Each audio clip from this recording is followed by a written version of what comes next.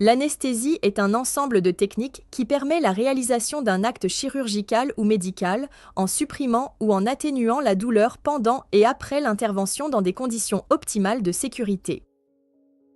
L'anesthésie générale est un état comparable au sommeil, produit par l'injection de médicaments et ou par la respiration de vapeurs anesthésiques.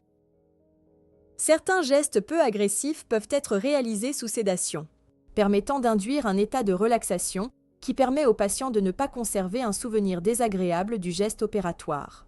Les risques sont très faibles, mais ne sont cependant pas nuls. Au cours de la consultation d'anesthésie, vous serez informé des différentes techniques d'anesthésie possibles et adaptées à votre cas. Vous pourrez poser toutes les questions que vous jugerez utiles. À cette occasion, vous serez amené à exprimer vos préférences au cours du dialogue avec le médecin. Le choix du type d'anesthésie sera prévu en fonction de l'opération, de votre état de santé et du résultat des examens complémentaires éventuellement prescrits. Le médecin qui assurera l'anesthésie ne sera pas forcément celui que vous aurez vu en consultation, mais disposera de votre dossier médical. En cas de nécessité, il pourra être amené à modifier la technique prévue initialement et vous en informera sauf en cas d'urgence. L'anesthésie se déroule dans une salle équipée d'un matériel adapté à votre cas et vérifié avant chaque utilisation.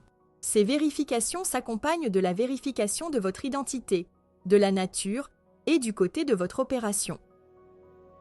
En fin d'intervention, vous serez surveillé de manière continue dans une salle de réveil.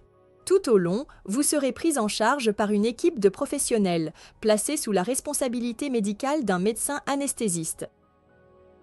La grande majorité des anesthésies se déroulent sans problème particulier. Toutefois, une anesthésie, même conduite avec compétence et dans le respect des données de la science, comporte un risque.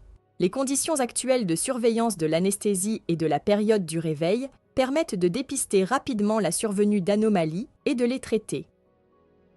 L'introduction d'un tube dans la trachée ou dans la gorge pour assurer la respiration pendant l'anesthésie peut provoquer des traumatismes dentaires.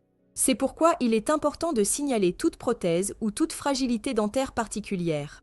Après l'intervention, vous pourrez ressentir des maux de gorge ou des modifications de la voix qui disparaissent en général rapidement.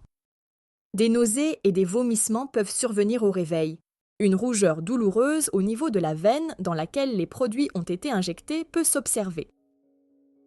Le jeûne permet d'éviter le passage de vomissements dans les poumons.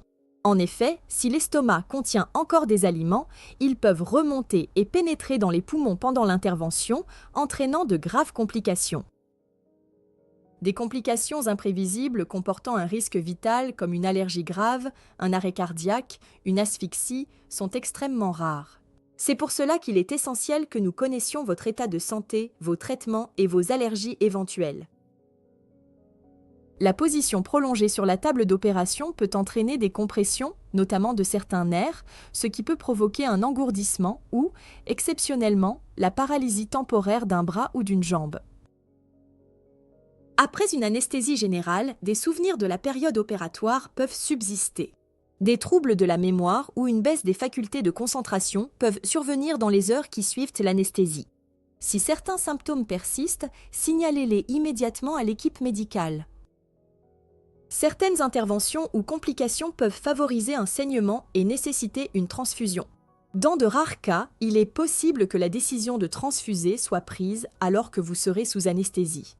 Cette information est largement diffusée en préopératoire et le fait qu'elle vous soit communiquée ne signifie pas nécessairement que vous recevrez une transfusion. La transfusion sanguine n'est réalisée que s'il existe un risque vital immédiat. Si vous avez dû recevoir une transfusion durant l'anesthésie, vous en serez informé dès le réveil. Vous allez maintenant être invité à répondre à un questionnaire d'évaluation pour confirmer votre bonne compréhension.